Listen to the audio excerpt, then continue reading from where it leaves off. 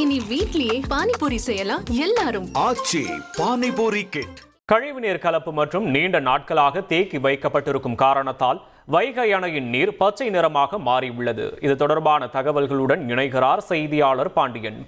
வணக்கம், விவரங்களை பதிவு பண்ணலாம் பாண்டியன். 71 அடி உயரம் கொண்ட வைகை அணையின் நீர்மட்டம் தற்போது 59.91 அடியாக உள்ளது. நீர்பிடிப்பு பகுதிகளில் போதியமான மழை பெய்யவில்லை. கடந்த 2 மாதமாக மழை இல்லாத காரணத்தினால் வைகை அணையின் பிரதான நீர் ஆதாரமான மூல வைகை ஆறு வறண்டு மணல்மேடாக காட்சியளிக்கிறது. தற்போதைய நிலையில் முல்லை பெரியாறு அணையிலிருந்து திறக்கப்படும் தண்ணீர் மட்டுமே வைகை அணைக்கான நீர்வரத்தாக உள்ளது.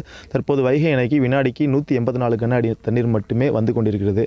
இந்த சூழ்நிலையில் வைகை அணையில் தேங்கியிருக்க தண்ணீர் பச்சை நிறமாக மாறியுள்ளது.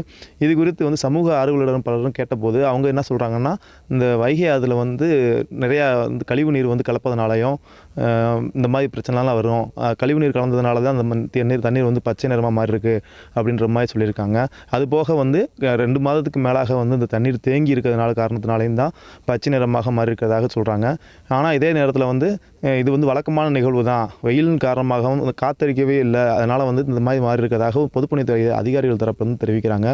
எது எப்படி இருந்தாலும் இந்த வைகை அணை என்பது 5 மாவட்ட விவசாயத்திற்கு முக்கிய நீர் ஆதாரமாக உள்ளது. குறிப்பாக மதுரை மாநகர மக்களின் குடிநீர் தேவைக்கு வைகை அணை மட்டுமே முக்கிய நீர் ஆதாரமாக விளங்குவதால் வைகை அணையை பாதுகாக்கும் பொருட்டு வைகை ஆறு மற்றும் முல்லை பெரியாறுகளில் சாக்கடை கழிவுநீர் உள்ளிட்ட கழிவுகள் நேரடியாக கலப்பதை தடுக்க மாவட்ட நிர்வாகமும் தமிழக அரசும் உரிய நடவடிக்கை எடுக்க வேண்டும் என்பதே அனைத்து தரப்பு மக்களின் கோரிக்கையாக உள்ளது.